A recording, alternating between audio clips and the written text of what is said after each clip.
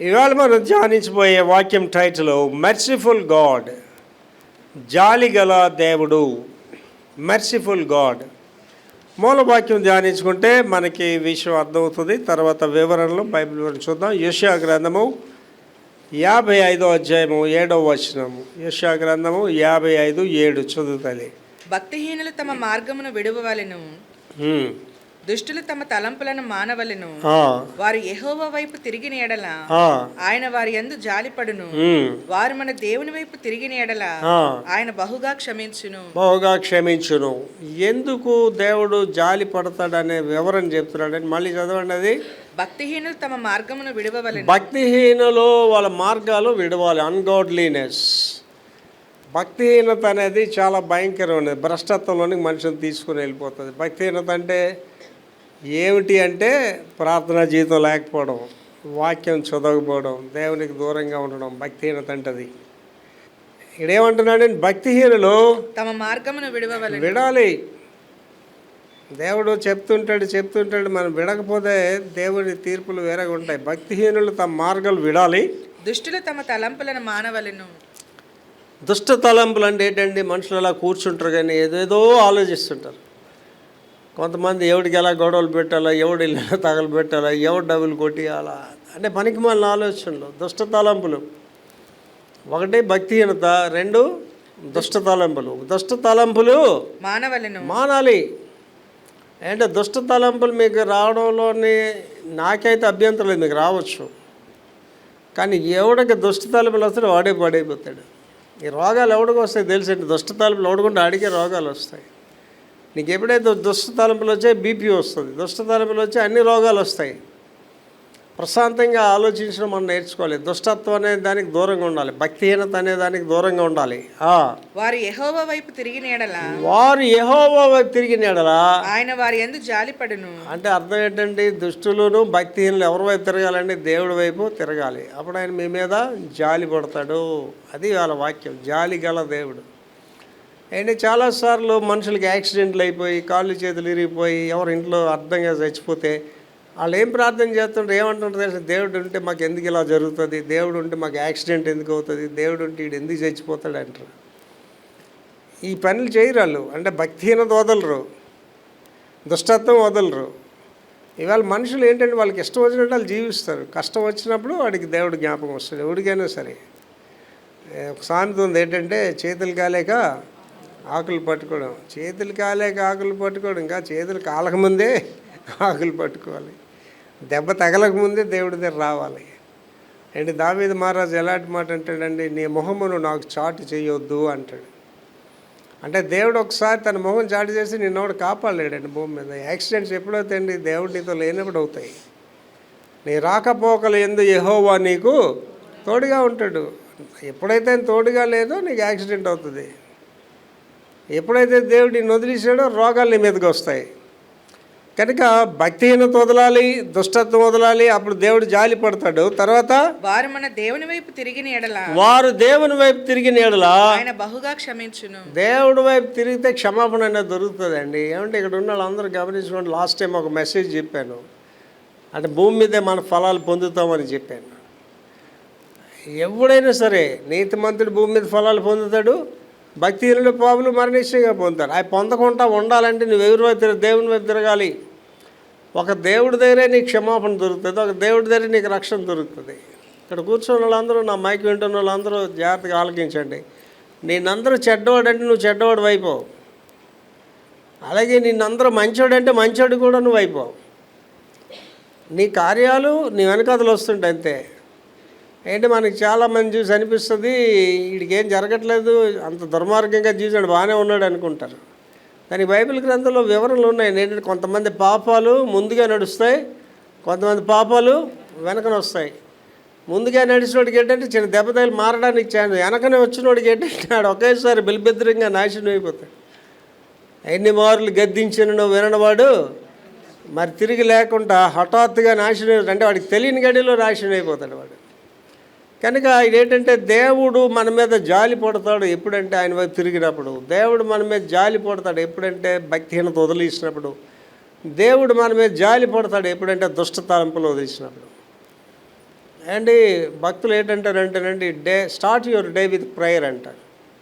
ప్రార్థనతో నీ రోజు ప్రారంభించండి. ఇవాళ నేను 2 ఆరాధనలకు వచ్చేస్తాను, మీకు తెలుసు కదా. 4 గంటలు వేసి ప్రార్థన చేసుకొని నేను వస్తాను. ఇవాళ 3 విడతలుగా ప్రార్థన చేశాను. దేవుడితో మాట్లాడుతుంటానండి.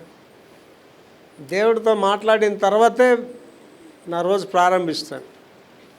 ప్రార్థనతో మీరు ప్రారంభించండి. ప్రార్థన చేసి చూడండి, మీరు ఎంత శక్తివంతులుగా ఉంటారు. ప్రార్థన చేసి చూడండి, మీకు ఎంత ఆనందంగా ఉంటుంది. చాలామంది అనుకుంటారండి, వేకువజామున లేచి ప్రార్థన చేస్తే నిద్ర చాలా నీరసం వచ్చేది, కానీ మీరు చాలా ఆరోగ్యంగా ఉంటారు. మీ మాటలో స్పష్టత ఉంటుంది. ప్రయత్నించి చూడండి, రేపటి నుంచి ప్రేయర్ చేయండి. Prayer changes things. నీ స్థితిగతులను మార్చేదే ప్రార్థన. నీ భర్త మారాలనుకోండి, వాడిని మీరు దూషించడం వల్ల వాడు మారడు. వాడు ప్రార్థించేయండి, వాడు మారుతాడు అంతే. అలాగే భార్య మారట్లేదు అనుకోండి, ఆవిడకి చెప్పడం వల్ల ఆవిడేం మారదు. ప్రార్థించేయండి, ఆవిడ మారుతుంది అంతే. బిడ్డల పరిస్థితి బాగోలేదు ఇంట్లో, మీరు చెప్పడం వల్ల బిడ్డలకి మీ మీద కోపం వస్తుంది. వాళ్ళ గురించి ప్రార్థించేయండి. ప్రార్థన చేస్తే వాళ్ళు మారుతారు ఆటోమేటిక్గా. యెరూషలేము కుమార్తెలారా, మీ గురించి మీరు ఆడండి, మీ బిడ్డల గురించి ఆడండి అంటున్నాడు. తల్లులుగా, ఆధ్యాత్మికమైన తల్లులుగా, you have to cry at the feet of God. దేవుని పాద సన్నిధిలో ఏడ్చి ప్రార్థించాలని మీ బిడ్డల గురించి, నీ కుటుంబం గురించి ప్రార్థన చేయాలి. వివరణలోకి వెళ్ళండి. జాలిగల దేవుని వివరణ. నెంబర్ 1, కరుణామయుడైన దేవుడనే పదము. కరుణామయుడైన దేవుడనే పదము ముఖ్యంగా తప్పులు చేసిన లేదా బాధపడుతున్న వారి పట్ల కరుణ, క్షమ మరియు దయ కలిగి ఉండే దేవుణ్ణి సూచిస్తుంది. దీనికి ఏం పేరు పెట్టారండి? కరుణామయుడు. కరుణామయుడు అంటే కరుణ కలిగిన దేవుడు, కరుణామయుడు. కరుణామయుడైన దేవుడు అనే పదం ముఖ్యంగా తప్పులు చేసిన లేదా బాధపడుతున్న వారి పట్ల. తప్పులు చేసినా బాధపడుతున్నారు ఏంటి? తప్పులు చేస్తున్నాడు నువ్వు అనుకుంటే కదా, నువ్వు తెలుసుకుంటానే కదా. ఏంటి చాలామందికి ఎన్నది ఏంటంటే, మన చిన్నప్పుడు పద్యం నేర్చుకున్నాం, తప్పులు ఎన్నువారు తండోపతండంబు లుర్వి జనులకెల్లా ఉండు తప్పు. మన తప్పులుగా కనిపించవు, కానీ తప్పులుగా నీకు కనిపిస్తే అక్కడ ఏమంటున్నాడండి? మీ తప్పులను వారి పట్ల కరుణ, క్షమ. తప్పులు చేసిన వారి పక్షంగా, వారు బాధపడుతున్న వారి పక్షంగా, తప్పులు చేసిన బాధపడుతున్న వారి పక్షంగా ఆయన ఏంటంటే కరుణ. నెంబర్ 1, కరుణ కలిగిన వాడు. క్షమ అంటే క్షమించేవాడు, మరియు దయ చూపించేవాడు. అండ్ ఈ దేవుడు యేసుప్రభు గారి దగ్గర ఇంకెక్కడ దొరకవండి. అండ్ భారతదేశ దేవుళ్ళు ఎందుకు అవతారాలు ఎత్తారండి? దుష్ట శిక్షణ, శిష్ట రక్షణ. దుష్టుని చంపేయాలి అంతే. ఏంటి దేవుడు పెద్ద కత్తి పట్టుకొని వచ్చి దుష్టులు చంపేయాలంటే మరి బైబిల్ ఏం చేస్తుంది? నీతిమంతుడు ఒక్కడు లేడు, అందరూ పాపం చేసి దేవుడు అనేది మహిమని పొందలేదు. దేవుడు ఏం చేయాలంటే అందరి పేకలు నరుక్కొని వెళ్ళిపోవడమే. అప్పుడు లోకం అంతా ఏమైపోతుంది? శ్మశానం అయిపోద్ది. అండ్ ఎంత స్పష్టమైన సందేశం అండి యేసు ప్రభు గారిది. నశించిన దానిని రక్షించడానికి వచ్చాను అంటాడు. ఎంత గొప్ప దేవుడు అండి. అందుకే పౌలు గారు ఇవన్నీ మనసులో పెట్టుకొని బాధతో మాట చెప్తాడు. ఎంత గొప్ప రక్షణ నిర్లక్ష్యం చేసి ఎలా తప్పించుకుంటా. అండ్ ఆలోచించండి, మీ ఇంట్లో నరకానికి పోతే డూ యూ ఫీల్ హ్యాపీ? నువ్వు యేసుప్రభు నమ్ముకున్నావు, నీ ఇంట్లో వాళ్ళందరూ నరకానికి పోతే హ్యాపీ ఫీల్ అవుతారా? మా ఇంట్లో లేదు నరకానికి వెళ్తారని అంటారా మీరు? ఏసే మార్గము, ఏసే సత్యము, ఏసే జీవమును అన్నాడు. యేసుక్రీస్తు ద్వారా తప్ప ఎవడు మోక్షానికి వెళ్ళాడు. యేసు ప్రభుని నమ్ముకోతే మీ అమ్మాయినా మీ నాన్నని అన్నీ అని తమ నరకానికి పోతారు డైరెక్ట్గా. పోయడం లేదండి, ధనవంతుడు నరకానికి వెళ్ళిపోయడం లేదా? ఆడు ఏం చెప్తున్నాడు? నాకు ఇంకా 5 బ్రదర్స్ ఉన్నారు, వాళ్ళు కూడా నరకానికి రాకుండా లాజర్ని పంపించి చెప్పమంటున్నాడు. నాకు అప్పుడప్పుడు ఆలోచిస్తానండి, ఇప్పుడున్న ఈ యొక్క క్రైస్తవ సంఘాలు హింసిస్తున్న వాళ్ళు, నాయకులుగా ఉన్నోళ్ళు, దేశ అధినేతలుగా ఉన్నోళ్ళు, వాళ్ళు చచ్చిపోయిన వాళ్ళ అమ్మ నాన్న అది కనిపించి, ఒరే మీరు చేర్చొచ్చాలి తప్పురా, నేను ఆల్రెడీ నరకంలో ఉన్నానురా, మీరు నరకానికి వచ్చేస్తారని చెప్తే బాగుండు అని ఆలోచన చేస్తాను. కానీ వాళ్ళు చెప్తే వాళ్ళు మారుతారంటారా? అస్సలు మారరు. ఊహాది ఏదో దెయ్యం వల్ల చెప్తుంది అనుకుంటాడు తప్ప వాడు మారమన్నా మారడండి. అండ్ మీరు అనుకుంటున్నారు కదండి, నరకం అనేది మనుషుల గురించి నిర్మించబడలేదు నరకం. నరకం అనేది ఎవరండి? సాతాను గురించి నిర్మించబడ్డది. కానీ మనుషులు ఎక్కువ మంది వెళ్ళిపోతున్నారు దాంట్లో. అసలు ఆలోచించండి, భారతదేశం 140 కోట్ల మందిలో నాకు తెలిసినందునండి 100 కోట్లకు పైగా అందరు నరకానికి వెళ్ళిపోతారు. ఎంత భయంకరం ఒకసారి ఆలోచించేయండి. అందుకే దేవుడు ఎంత కృప కలిగిన వాడంటే, లోకమంతటా సువార్త ప్రకటించబడును, అటు తర్వాత అంతం. అంటే ప్రతి వాడు చెవులోకి యేసు నామం వెళ్తుందటండి. అంటే ఎవడు కూడా నాకు ఎవడు చెప్పలేదు ప్రభా భూమి మీద, చెప్తే నేను మారనా అనడానికి వీలు లేదటండి. ప్రతి వాడికి యేసు నామం వినిపించిన తర్వాతే అంతం అనేది వస్తుంది అంటాడండి. తర్వాతమా క్రైస్తవ మతంలో బైబిల్ తరచుగా దేవుడిని కరుణామయుడిగా వర్ణిస్తుంది. ప్రేమపూర్వకమైన దయ, కృప మరియు క్షమాపణ వంటి లక్షణాలు హైలైట్ చేస్తుంది. ఏంటి కరుణామయుడికి ఉన్న లక్షణాలు ఏంటండి? నెంబర్ 1 దయ, తర్వాత కృప మరియు క్షమాపణ. అండ్ క్షమాపణ అనేది అండి, భార్య గారికి బోధని ఉద్రేకం వచ్చేసి అలా ఆయన దగ్గరికి వెళ్ళి, ఏమండి నేను తప్పులు చేశానండి, పక్కింటి ఆయనతో అలాగే వెళ్ళానండి అని చెప్తే, పర్వాలేదు తప్పు ఒప్పుకున్నావు కదా అంటాడు ఆయన. అంటాడండి, అన్నాడు. అలాగే భర్త కూడా భార్య దగ్గరికి వెళ్ళి, ఏమమ్మా నేను ఇలా తప్పు చేశానంటే ఒప్పుకుంటుంది, ఆవిడ ఒప్పుకోదు. మనిషి ఆవిడ క్షమించడండి. అండ్ మీరు ఎవడో పేక నరికేసి పోలీస్ స్టేషన్కి వెళ్ళి పాప తప్పులు ఒప్పుకుంటే క్షమించబడతాయని చెప్పారండి, కనుక నేను అలాంటి పేక నరికేసాను క్షమించండి అని క్షమిస్తారు. ఆయన తీసుకుని జైల్లో పెడతారు, ఉరి శిక్ష కూడా వేసేస్తారండి. తప్పులు క్షమించే దేవుడు ఒక్క యేసు దేవుడేనండి. ఇంకెవరికి ఆ అర్హత కూడా లేదు. కారణం ఆయనకి అర్హత ఎలాగొచ్చిందండి? ఆయన శిలువ రక్తంతో నిన్ను నన్ను కడిగాడు, శుద్ధీకరించాడు. క్షమాపణ అనేది ఒక యేసు ప్రభువు తప్ప ఇంకెక్కడ దొరకదండి క్షమాపణ అనేది. ఎవడైనా అది మేమైతే ఈ స్లోగన్స్ చెప్తుండే, విలేజెస్కి వెళ్ళాడు, మోక్షం పొందాలంటే యేసు నమ్మాలి, మోక్షం పొందాలంటే యేసు నమ్మాలి అని చెప్తుండే, కేకలేసి చెప్తుండాలండి. అవి విన్నోడికి చాలా కష్టంగా ఉంటుంది. కానీ నరకానికి వెళ్ళిన తర్వాత చాలా బాధపడతారండి. అండ్ ఒకసారి ఆలోచించేయండి, ఇక్కడ ఉన్న వాళ్ళు ఎవరైనా మీ కుటుంబ సభ్యులు ఇంకా యేసుప్రభువు నమ్ముకోతే ప్రార్థించేయండి, వాళ్ళ గురించి నిశ్చయంగా నరకానికి వెళ్ళిపోతారు వాళ్ళు. అక్కడ రికమెండేషన్స్ ఏమీ లేవు, గ్యారంటీగా they'll go to the hell. నరకం అనేది ఎలా ఉంటుందండి? నరకం అనేది నిరతం ఉంటుంది, అగ్ని గంధకములతో మండుచున్న గుండము, అది నిత్యం ఉంటుందండి. ఏంటి మీ అమ్మ మీ నాన్న నరకానికి వెళ్ళిపోతే మీరు ఆనందిస్తారా అండి? Please pray for them. మీ ఎదురింటి వాళ్ళ గురించి, పక్కింటి వాళ్ళ గురించి ప్రార్థించేయండి. కారణం ఏంటంటే వాళ్ళకి తెలియని గడిలో నరకానికి పోతారు, మరలా వాళ్ళు మారుమనసు పొందడానికి అవకాశం కూడా ఉండదు. దావీదు కీర్తన 86:15. ప్రభువా నీవు దయా దాక్షిణ్యములు గల దేవుడవు. ప్రభువా నీవు దయ కలిగిన వాడువు, దాక్షిణ్యం కలిగిన వాడువు, దీర్ఘశాంతుడు, కృపా సత్యములతో నిండిన వాడవు. ఏంటి దేవుడు కోపిస్తాడని అనుకుంటారు. దేవుడు దీర్ఘశాంతుడు, కృపా సత్యములతో నింపినవాడు. అండి ఇవాళ ఆలోచించండి, ప్రభు మనల్ని సహిస్తున్నాడా లేదా? మిమ్మల్ని సహిస్తున్నాడు, నన్ను సహిస్తున్నాడు. అందుకే ఏమన్నాడండి, ఎన్ని మార్లు గద్దించను వినకపోతే హఠాత్తుగా, అంటే అర్థం ఏంటండి, ఎన్నోసార్లు చెప్తున్నాడు ప్రభు నీతో, అరే విక్టర్ ప్రభాకర్ మారరా అమ్మ నువ్వు మారు తల్లి అని చెప్తున్నాడు ఎన్నోసార్లు. అది మనం పెడచమని పెట్టినప్పుడు ఏంటవుతుందని మన మీదకి అకస్మాత్తుగా శాపం అనేది వస్తుంది, మరణం అనేది వస్తుంది. తర్వాత చదువు తల్లి. మానవాళికి క్షమాపణ మరియు మోక్షాన్ని అందించిన యేసుక్రీస్తు ద్వారా దేవుని దయ ప్రదర్శించబడుతుందని క్రైస్తవులు నమ్ముతారు. మానవాళికి క్షమాపణ మరియు మోక్షం. ప్రయాసపడి భారము మోసుకొనుచున్న వారులారా నా యొద్దకు రండి, నేను మీకు వస్తాను. It's open invitation. అందుకే ఇక్కడ చెప్తున్నాడు ఏంటమ్మా, మానవాళికి క్షమాపణ మరియు మోక్షాన్ని. It's open invitation for the whole world. ప్రయాసపడి భారం మోసుకొని పోతున్న వల్ల ఏ దేశస్తుడైనా ఇవుడువైనా రాన దగ్గరికి నేను విశ్రాంతిని ఇస్తాను అంటున్నాడండి. ఒక యేసు క్రీస్తు ద్వారా దగ్గర తప్ప ఇంకెక్కడ మనుషులకి రక్షణ లేదండి ప్రపంచంలో ఊరికి కూడా. అంటే నువ్వు అనుకోవచ్చు, నువ్వు ఈ పిల్లర్ని దేవుడని నమ్మొచ్చు, లేకపోతే మైక్ని దేవుడని నువ్వు నమ్మొచ్చు, నీ ఎవరినైనా దేవుడని నమ్మచ్చు, నీ ఇష్టం అది. కానీ అవి నేను రక్షించు అవి. ఒకసారి ఆలోచించండి, చెట్లను పూజించే పరిస్థితులు మీరు చూస్తుంటారు అక్కడక్కడ.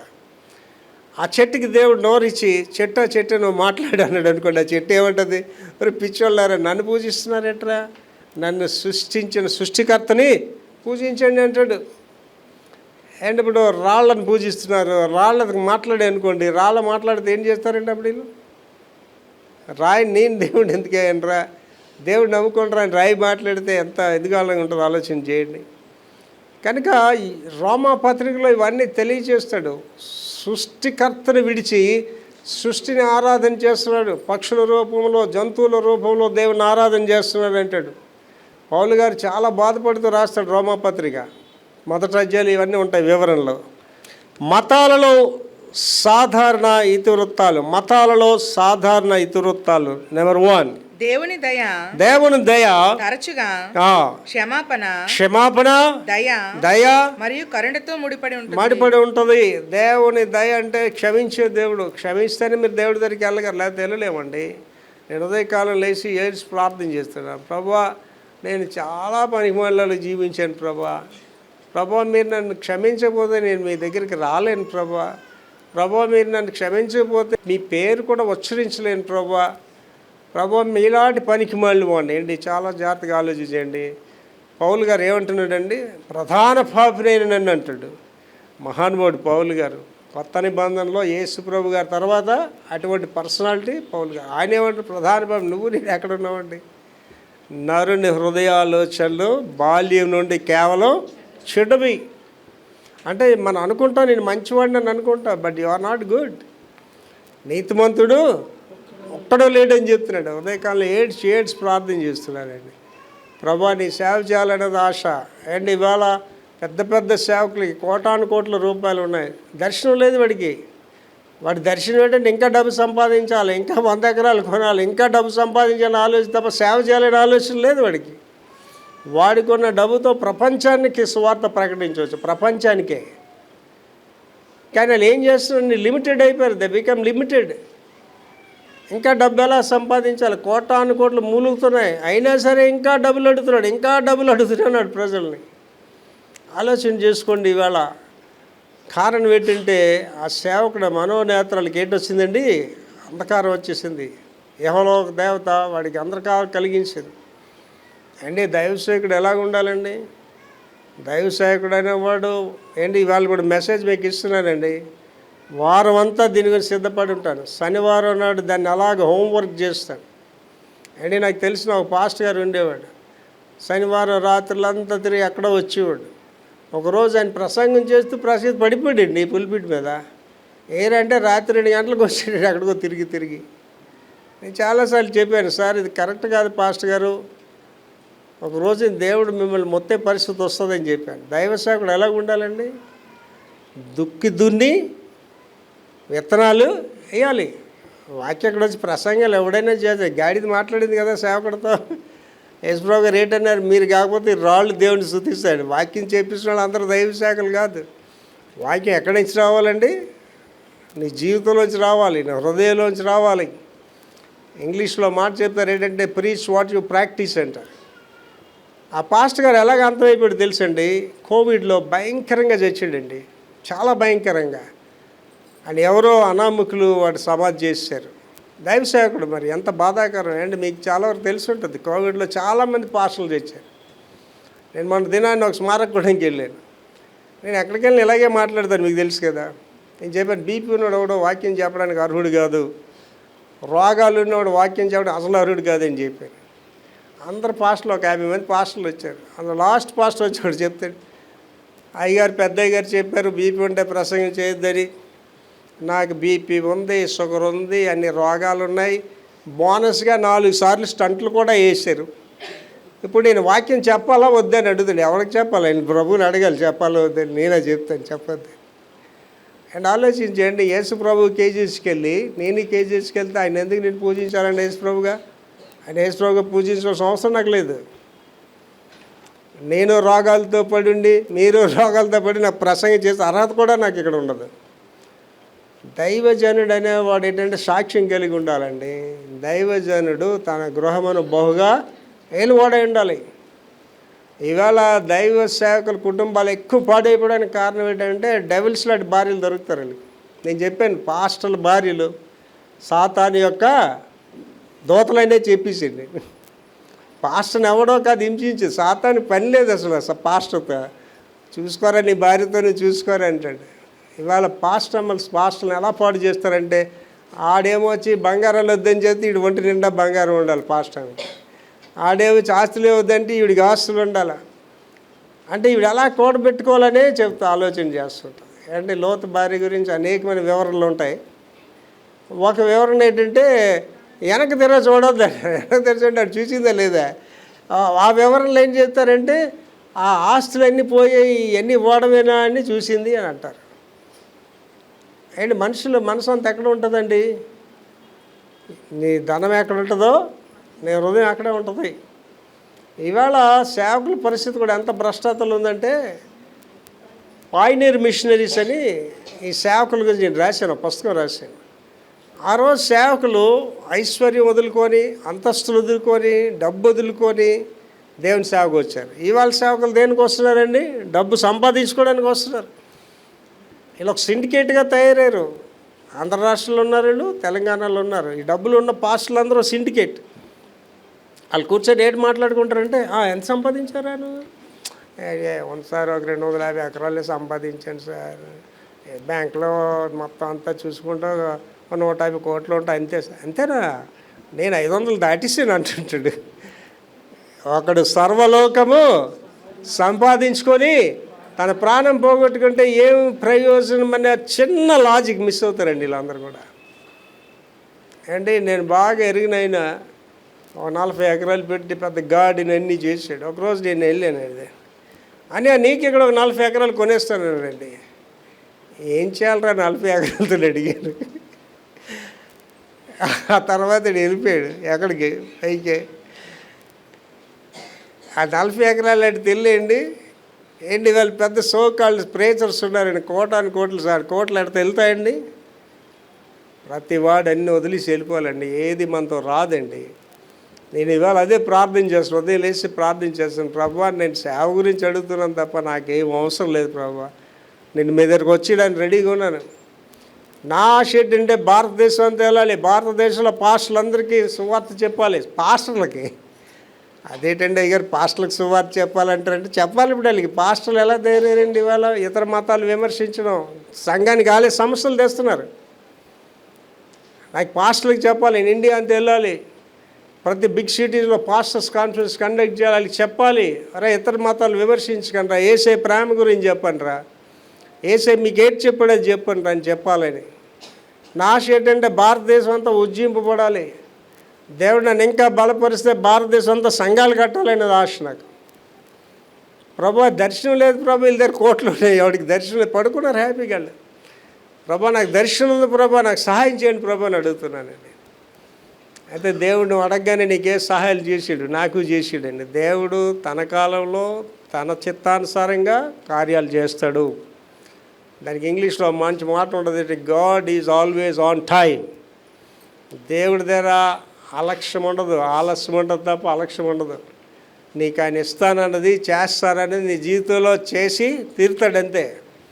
కానీ ఆయన టైంలో నీ టైంలో చేయడు, నువ్వు అనుకున్నట్టుగా కూడా చేయడు.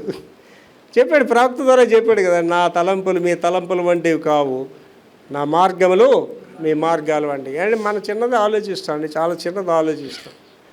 నేను 1972 సంవత్సరంలోని మార్మన్స్ పొందిన తర్వాత నాకు అప్పుడు నా ఆశ ఏంటంటే, ఇంటర్మీడియట్ చదువుతున్నాను అప్పుడు, నాకు నా ఆశ ఏంటంటే ఒక చక్క సైకిల్ ఒకటి కొనుక్కొని, ఒక తెల్ల బట్టలు వేసుకొని, ఒక బ్యాగ్ తగిలించుకొని గ్రామానికి వెళ్ళి స్వార్థ ప్రకటన, అది నా ఆశ.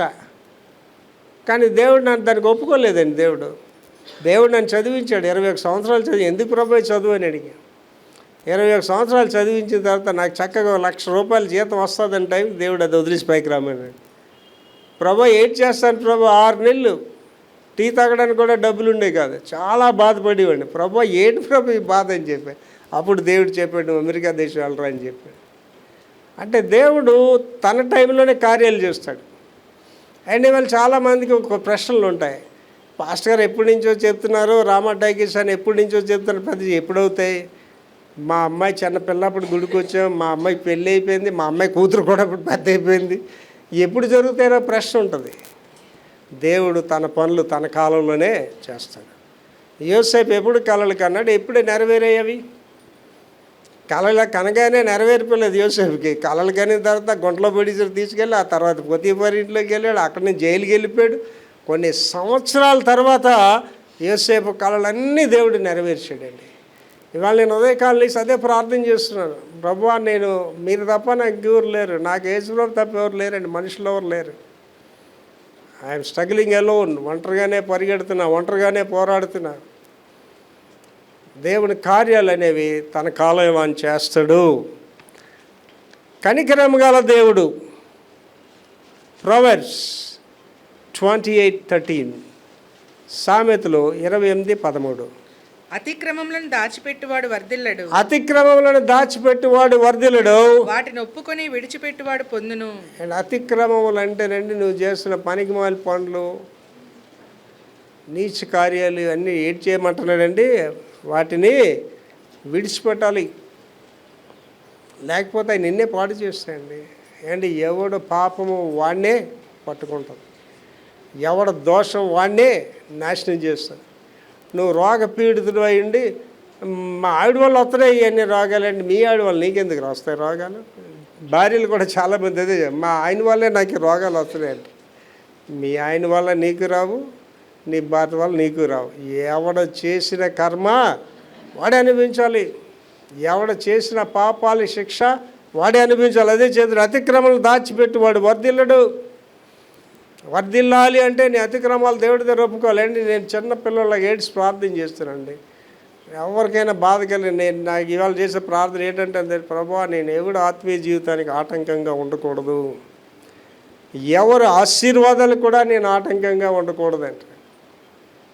అండ్ ఆలోచించండి, మన చుట్టూ దుష్టకార్యాలు జరుగుతుంటాయి, మీ ఇంట్లోనే అవుతాయి, నీ స్నేహితులు అవుతారు.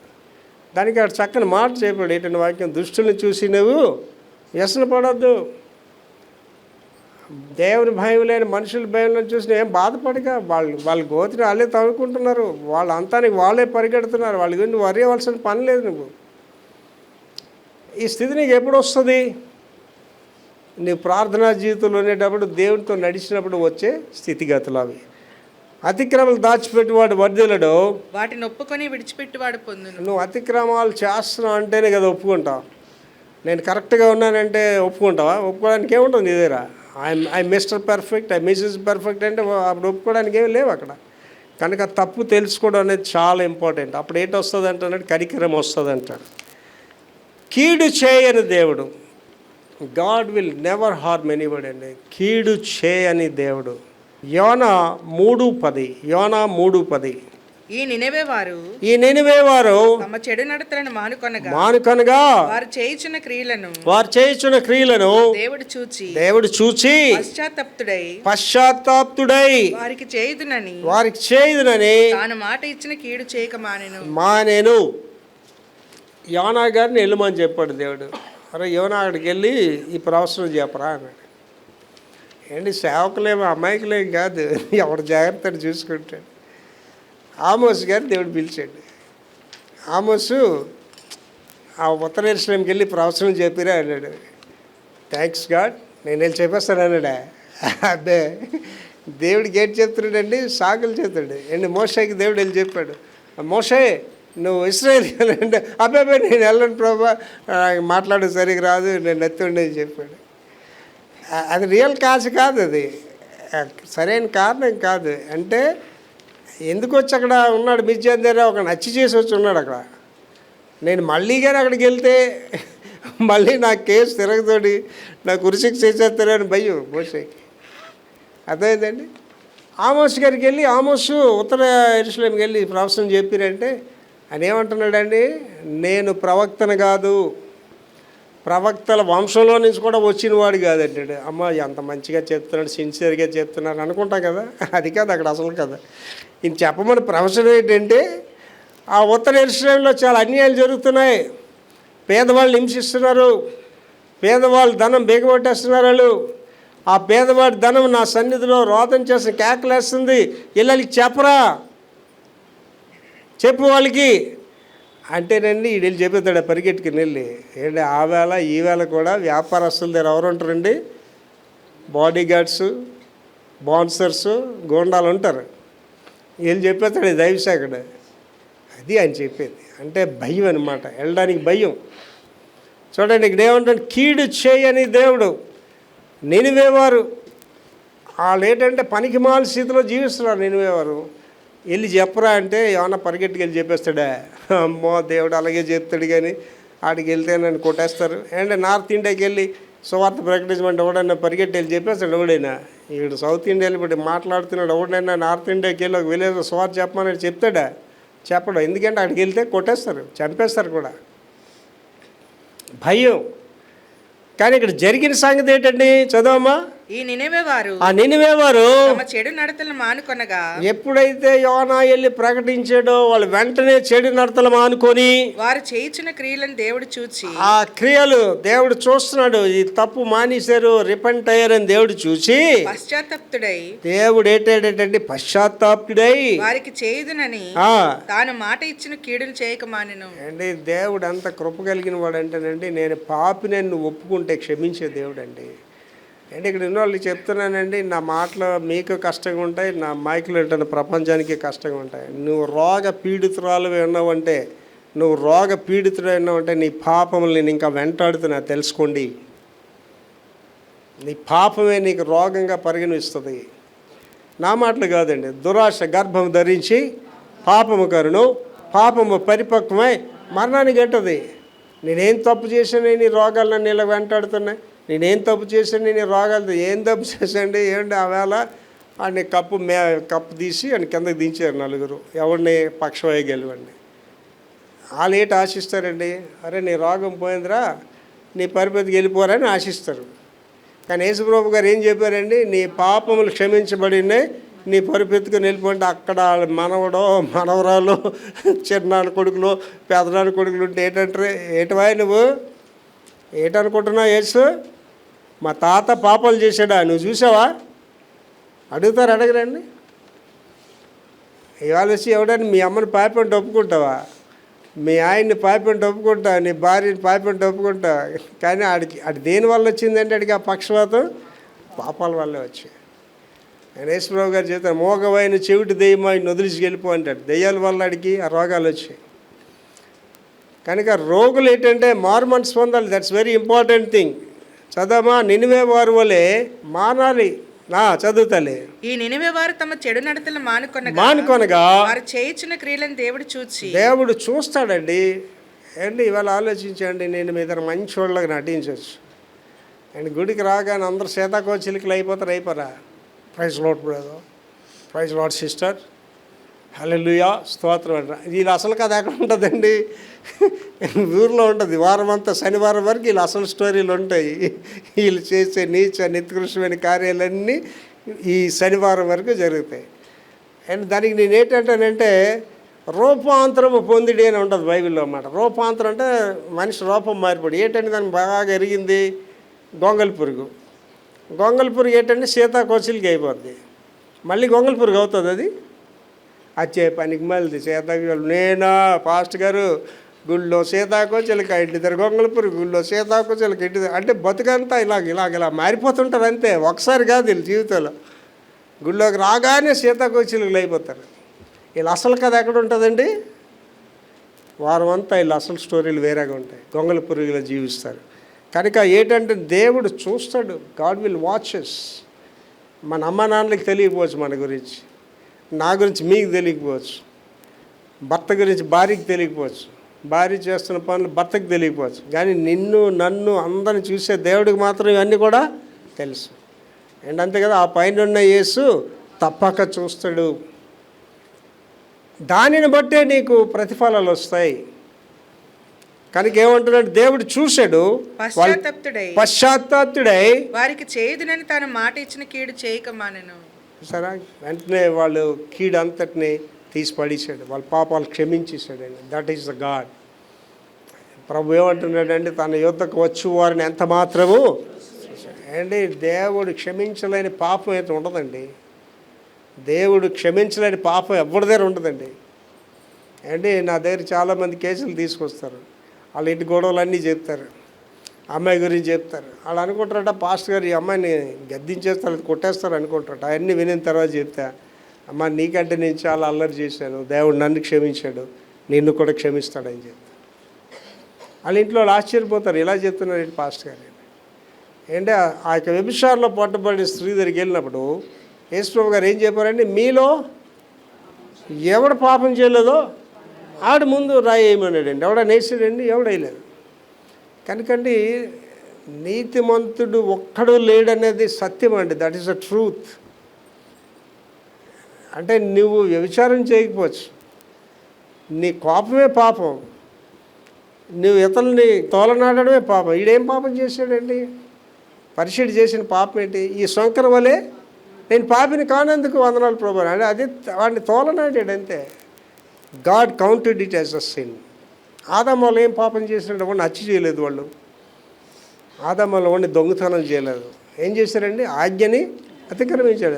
ఆజ్ఞని అతిక్రమించి మనం రోజు ఆజ్ఞలు అతిక్రమిస్తూనే ఉన్నాం రోజు కూడా మనం. కనుక దేవుడు దావీదు ఒక దగ్గర అంటాడండి ఏంటంటే, యెహోవా దోషములను లక్ష్యము చేసిన ఎడల ఎవడు నిలువగలడు ఆయన ఎదురుగా అంటాడు. అంటే దేవుడు కానీ మన తప్పులే కానీ ఎత్తి చూస్తేట ఎవడు అందరు నిలబడలేడట. అందుకే ఏమన్నాడండి, ఎంత పాపినైనా నేను చేర్చుకుంటాను అంటున్నాడు. తర్వాత విమోచించు దేవుడు ఏమండి, జాలిపడు దేవుడు, కనికరం గల దేవుడు, కీడు చేయని దేవుడు. నెక్స్ట్ ఏడు చేస్తాడు సార్ అంటే విమోచన. He will redeem you. అంటే నీకున్న స్థితిగతుల నుంచి, నీకున్న పరిస్థితుల నుంచి విమోచించే దేవుడే యేసు దేవుడు. దావీదు కీర్తన 137వ వచనం. దావీదు కీర్తన 137. ఇశ్రాయేలు యెహోవా మీద ఆశ పెట్టుకొనుము, యెహోవా మీద ఆశ పెట్టుకో, యెహోవా యొద్ద కృప దొరుకును, యెహోవా దగ్గర మాత్రమే నీకు కృప దొరుకుతుంది, ఆయన యొద్ద సంపూర్ణ విమోచన దొరుకును. ఆయన దగ్గరే నీకు విమోచన కాదు, సంపూర్ణమైన విమోచన దొరుకుతుంది. ఎక్కడికి వెళ్ళాలండి అందరూ కూడా? ఎవరి గురించి చెప్తున్నాడండి? ఇది ఇశ్రాయేలు అంటున్నాడు. అండ్ ఇశ్రాయేలీలు ఆశీర్దింపడానికి కారణం అదేనండి. అండ్ ఇశ్రాయేలీల్లో ప్రపంచంలో ఉన్న చెత్త అంతా ఇశ్రాయేల్ దేశంలో ఉండదండి. ప్రపంచంలో ఉన్న ఫోనోగ్రఫీస్ కానీ, ప్రపంచంలో ఉన్న బూతులు కానీ ఏముండవు ఇశ్రాయేల్ దేశంలో. ఇశ్రాయేల్ దేశంలో చిన్న పిల్లడి వాడికి మనం ఎక్కడ పంపిస్తున్నామండి, అదే బాల్వాడి అని అండి, లేకపోతే చిన్నపిల్లల క్లాసులకు పంపిస్తుంటాం మనం. వాళ్ళు ఎక్కడ పంపిస్తారు తెలుసండి? సునగోగులకు పంపిస్తారు. ఏంటి నేర్చుకుంటారు తెలుసండి? తోర నేర్చుకుంటారు. 5 ఖండాలు కంటది పెట్టాలి. మీరు కావాల్సిన మీరు నెట్లో కొట్టి చూడండి, జూయిష్ చిల్డ్రన్స్ ఇదని. వాళ్ళ చిన్నపిల్లలు ఎంత పిల్లలు ఉంటారు, చక్కగా హెబ్రూ భాషలో పాటలు పాడుతుంటారు, బైబిల్ కంటతా పెట్టేస్తారు. వాళ్ళకి అనువు నా దేవుడు దేవుడు దేవుడు దేవుడు అని ఎక్కించేస్తారు. నేను శామ్యుల్ బాబు నేను మాట్లాడుకుంటున్నాను. మీకు చెప్పాను కదా, గతంలో మా ఇంటికి లాస్ట్ మంత్ ఇస్రాయేల్ ఆవిడ వచ్చింది. ఆవిడకి సెకండ్ ఇచ్చి నేను ఏదో కరెంట్ అలాగ వచ్చినట్టు ఫీల్ అయ్యానండి. అమ్మ మళ్ళీ వచ్చినప్పుడు మా చర్చికి రామ్మా, మా చర్చి వాళ్ళు అందరూ నేను ముట్టుకుంటారని చెప్పి. నాకు ఇశ్రాయేలీలు అంటే అంత పిచ్చి అంటే, నేను యూదుడికి ఎందుకు పుట్టలేదని బాధపడుతుంటాను ఒక్కోసారి. నేను ఇశ్రాయేలీడికి ఎందుకు పుట్టలేదని బాధపడుతుంటాను. ఇశ్రాయేలీలకి అంత దీవెనండి, వాళ్ళంతా ఫెరోషియస్ పీపుల్. వాళ్ళు ఇశ్రాయేలీలతో ఉంటే ఆశీర్వాదం అండి. నేను ఏంటంటే ఆ రబ్బీస్ ఉంటారు కదండి, ఆ యాజకులు, నేను అనుకుంటానండి ఆ యాప్రాన్ పట్టుకుంటే మన పరలోకి వెళ్ళిపోతాను అనిపిస్తుందండి. నేను వెళ్ళాను ఇశ్రాయేల్ దేశం వెళ్ళినప్పుడండి, అక్కడ ఏంటంటే ఫ్లైట్ నుంచి కిందకి దిగి ఆ నేల మీద నడిస్తే బస్సులు వస్తే తీసుకెళ్తారు. ఒకటే టెర్మినల్ అక్కడ ఇశ్రాయేల్ దేశం, ఒకటే టెలివే. అది నేను ఇశ్రాయేల్ దేశం ఇలాగ ఫ్లైట్ నుంచి వస్తే నేను ఎప్పుడు విమానం లాస్ట్ ఎక్కుతాను, లాస్ట్లో దిగుతాను అనమాట. ఒకసారి ఆ విమానం నుంచి ఆ ఇశ్రాయేల్ దేశం అంతా ఇలా చూస్తున్నానండి, అంతా గుట్టలుగా ఉంటుంది అనమాట ఇశ్రాయేల్ దేశం. అది చూస్తే నాకు ఏడుపు వచ్చేస్తుంది. ఎందుకు ఏడుపు వస్తుందండి? నా ప్రభు ఈ దేశంలో, నా దేవాది దేవుడు ఈ దేశంలో సంచరించాడని. ఒకసారి నేను ఇలా కిందకి దిగి మెట్లన్నీ దిగి ఇలా భూమి మీద అడుగు పెట్టగానంటే పెద్ద కేకేసి ఏడ్చేస్తున్నాను. నాకు తెలియట్లేదు, నా వెంట్రుకలన్నీ ఇలా తిలపడిపోయి పెద్ద కేకేసి. నా పక్కన ఎయిర్ హోస్టల్స్ ఉన్నారు, నా భుజం మీద అలా చేయరాసి. వాళ్ళు ఏంటంటున్నారంటే, ఇక్కడ అందరూ ఎవరు వచ్చిన ఇలాగే ఏడుస్తారని చెప్తున్నారు. ఇశ్రాయేల్ దేశాన్ని ఏంటంటారు తెలుసండి మీరు? ఏమని పిలుస్తారండి? హోలీ ల్యాండ్ అని పిలుస్తారు ఇశ్రాయేల్ దేశం. హోలీ ల్యాండ్ అంటే పరిశుద్ధమైన స్థలం. ఇశ్రాయేల్ దేశం వెళ్ళడం అనేది ఒక ఆశీర్వాదం ఎవరికైనా సరే. ఎప్పుడైనా ప్రయత్నం చేయండి ఇశ్రాయేల్ దేశం వెళ్ళడానికి. అవన్నీ వెళ్తే మీరు ఇశ్రాయేల్ దేశం వెళ్ళి వచ్చిన తర్వాత మారిపోతారు మీరు కంప్లీట్గా. ఎందుకంటే అవన్నీ చూస్తారు అక్కడ ఒలీవల్ కొండ చూస్తారు, యేసుప్రభు గారు సమాధి చూసి అన్నీ చూసిన తర్వాత మీలో ఒక మార్పు వచ్చేస్తుంది. ఇశ్రాయేల్ దేశం అంత పవర్ ఉంటుందండి. కనుక ఏంటంటారండి, ఇశ్రాయేలు అంటున్నాడు. మనం కూడా ఇశ్రాయేలీలమే. ఎలాగండి, యేసు రక్తంలో కడగడం వల్ల ఇశ్రాయేలీలే. మనకేమంటాం, ఇశ్రాయేలు యెహోవా మీద ఆశ పెట్టుకొనుము. మనుషుల మీద కాదు, పిఎం సీఎంల మీద కాదు, అత్త మీద, మామి గారి మీద, నాన్న మీద, అమ్మ మీద కాదు. ఎవరి మీద? యెహోవా మీద ఆశ పెట్టుకో. యెహోవా యొద్ద కృప దొరుకును. ఆయన దగ్గర నీకు కనికరం ఉంది, మనుషులు ఎవరి దగ్గర దొరకదు.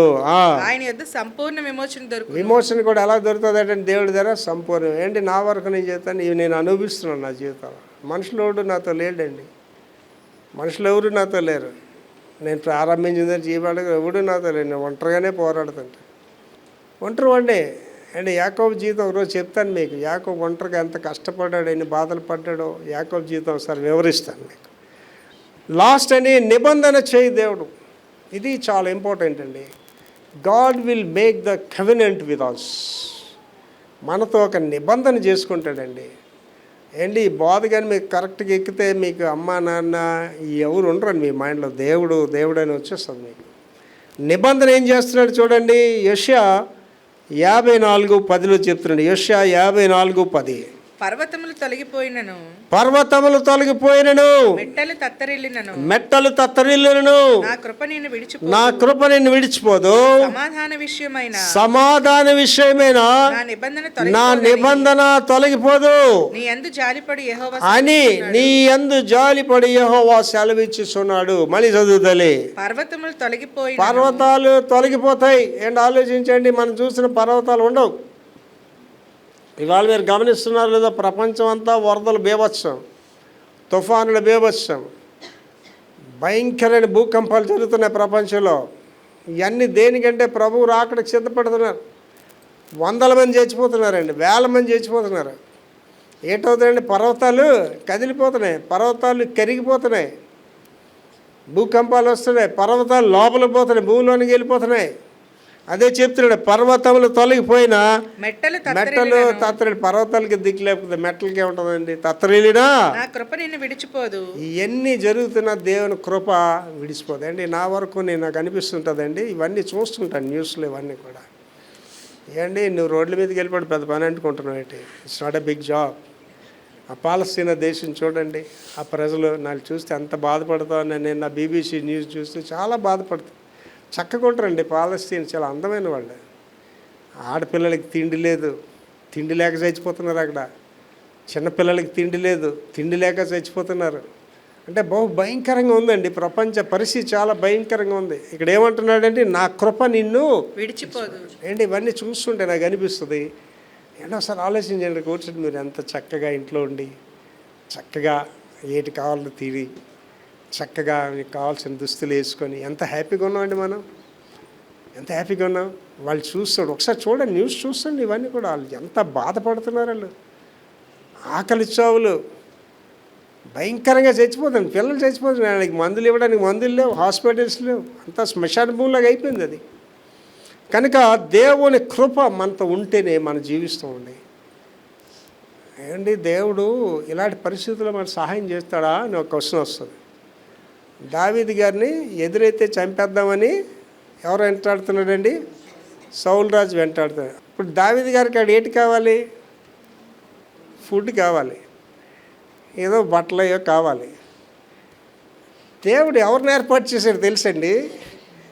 ఎవడైతే చంపేస్తానని ఎంట తగులుతున్నాడో వాళ్ళ ఇంట్లోనే వాళ్ళ కొడుకునే ఏర్పాటు చేశాడు. ఆ జోనాథాన్ గారిని ఏర్పాటు చేశాడు. నాన్నకి తెలియకుండా సీక్రెట్గా దావీదు గారికి భోజనాలు బట్టలన్నీ పంపిస్తున్నాడు. అప్పుడే దావీదు గారు రాశాడండి, గాఢాంధకారపు లోయలలో నేను సంచరించను, ఏ అపాయంలో నువ్వు భయపడను, నీవు నాకు తోడైందువు, నీ దుడ్డికర్ర నీ దండము నన్ను ఆదరించు. ఏంటి, మన ఇంట్లోని బ్రాయిలర్ చికెన్స్ లాగా నాన్నో అమ్మో తాతో మా అమ్మ పెడుతుంటే చక్కగా తిని హ్యాపీగా ఉంటున్నాం కదా. ఒకసారి ఆలోచించండి, దావీదు జీవితంలో మిమ్మల్ని ఒకసారి పెట్టుకోండి. నువ్వు ఎక్కడో దిక్కులేని దానిగా, దిక్కులేని వాడిగా, ఎవడు తిండి పెడతాడా, ఎవడు 4 మెతుకులు పెడతాడని ఒక ఆలోచన పెట్టుకోండి. అండ్ ఇక్కడ ఉన్న వాళ్ళు మీకు అనుకోవచ్చు, నాకు అలాంటి పరిస్థితి రాదని. చూడాలి, ఎవరు అనుకుంటున్నారు? కోటీశ్వర్లే రోడ్ల మీద అడుక్కున్న వాళ్ళకి ఉన్నారు అక్కడ. వాళ్ళు ఇల్లు లేవు, ఇల్లు నాశనం అయిపోయి అన్నీ పోయాయి. The struggling. అప్పుడు నీకేంటి జ్ఞాపకం వస్తుందండి? దేవుని కృప జ్ఞాపకం వస్తుంది. ఎన్ని కష్టాలండి నా ప్రయాణాల్లో నేను పొందిన బాధలు, అనేకమైన బాధలు అండి. Rome cannot built in a day అంటాడు. రోమ్ అనే మహానగరం ఒక రోజులా కట్టబడలేదట.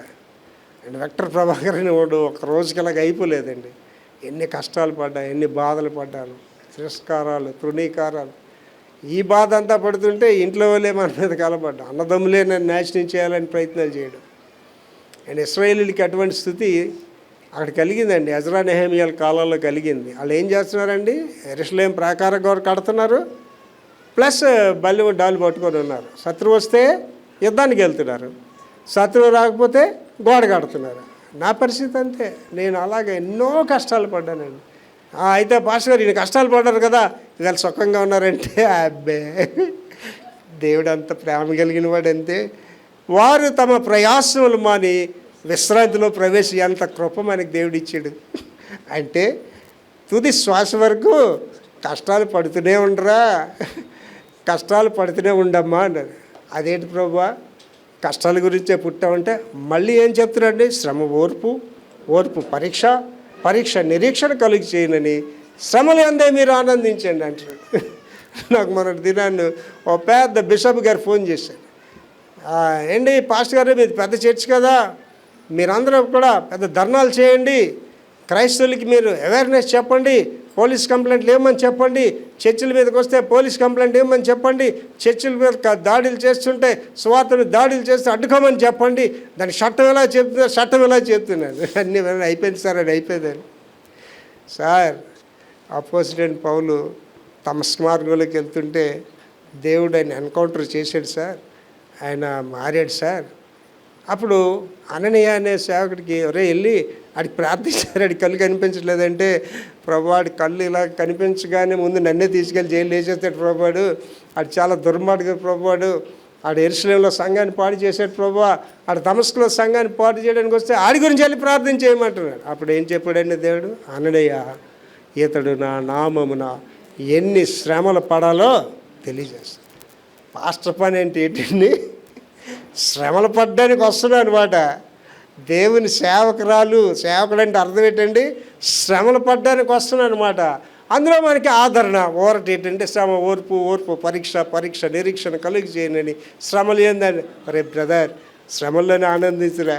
ఆడి కథ అంతా చెప్పిన తర్వాత, అయ్యారు నేను ఇలాగే ఆలోచించలేదండి, ఇలాగే ఆలోచించాలి సార్ అంటే. ఏమంటే ఆ నీరో చక్రవర్తి పేతురు తలకిందులుగా చేసి సిలువ వేసిస్తే అక్కడ ఇమోషన్ ఏముందండి? అక్కడ ఏంటి? అపోజిట్ పౌలు గొడ్డలతో నరికిస్తే అక్కడ ఎవడు వెళ్ళండి అడ్డుతాడు? అక్కడ స్టెఫన్ రాళ్ళతో కొట్టి చంపేసిండి, ఎవడు వెళ్ళండి అడ్డాడండి? వాళ్ళు ఏడ్చారా? అండ్ యేసుప్రభు గారు సిలువ వేస్తుంటే యేసుప్రభు గారు శపించాడు అండి. వాళ్ళని యేసుప్రభు ఏమన్నాడండి? మీరేం చేస్తున్నారు వీళ్ళకి తెలియదు, క్షమించండి ప్రభు అన్నాడండి. That's what Jesus taught. యేసుప్రభు అని చెప్పింది ఏంటంటే శ్రమలు భరించండి. ఈ మహాశ్రమల్లో నుంచి ఎక్కడికి వెళ్తున్నాను? మనం మహామహిమలోనికి వెళ్ళిపోతున్నాను. లాజరు భూమి మీద బహుగా కష్టపడ్డాడని తెలుసు కదా, కనుక ఇవాళ ఆయన బహుగా సుఖపడుతున్నాడు. This is the covenant with God. This is the God's covenant to the people. దేవుడు మనతో చేసుకుంటున్న నిబంధన ఇది. మీరు ఇక్కడ ఉన్న వాళ్ళు ఎవ్వరు కూడా, నా మైకులు ఉంటున్న ఎవ్వరు కూడా దేవుడు నన్ను వదిలేశారని ఎవరు అనుకోకండి. దేవుడు నీతో ఒక నిబంధన చేశాడండి. ఆ నిబంధన సార్ మళ్ళీ ఒకసారి చదివితేలంతా, పర్వతములు తొలగిపోయినను, పర్వతములు తొలగిపోయినను, మెట్టలు తత్తరిల్లినను, మెట్టలు తత్తరిల్లినా, నా కృప నిన్ను విడిచిపోదు, సమాధాన విషయమైన నా నిబంధన తొలగిపోదు అని నీ యందు జాలిపడి యెహోవా సెలవిచ్చుచున్నాడు. దేవుడు నీతో నాతో ఒక నిబంధన చేశాడండి. అండి నన్ను చాలామంది చెప్తారు, మీరు అనుకుని ఏం జరగరంటండి. నేను చెప్తాను, నేను అనుకున్నవన్నీ జరుగుతాయని చెప్తానండి. కానీ దేవుడు నాతో నిబంధన చేసుకున్నాడు. కళ్ళు మూసుకొని ప్రార్థన చేసుకుందాం. కళ్ళు మూసుకోండి. మహాపరిశుద్ధ తండ్రి యేసయ్య కృప మేడ ఇవాళ నాతో మాతో మాట్లాడారయ్యా. జాలి గల దేవుడు తండ్రి. అయితే మేము అతిక్రమాలు ఒప్పుకోవాలి, భక్తిహీనత విడిచిపెట్టాలి. మాలో ఉన్న నేను అనే స్వభావం పోవాలి తండ్రి. మమ్మల్ని మేము ఎప్పుడైతే బహుగా తగ్గించుకుంటామో అప్పుడు మేము బహుగా హెచ్చించబడతాం తండ్రి. అటు కృప మాకందరికీ దయచేయమని యేసు పరిశుద్ధ నామములో వేడుకుంటున్నాం తండ్రి. ఆమేన్.